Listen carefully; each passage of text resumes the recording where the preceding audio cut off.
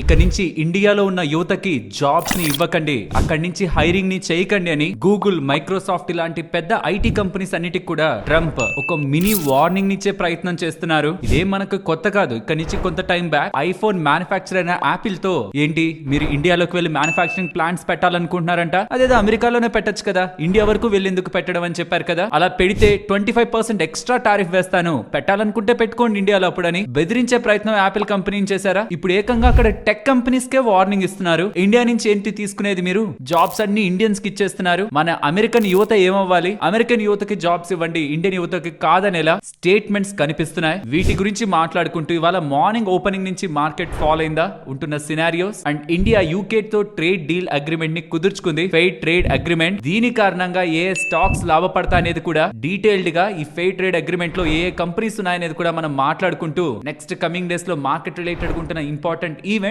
Along with market data మాట్లాడుకొని వాళ్ళ market analysis ని ఎండ్ చేద్దాం.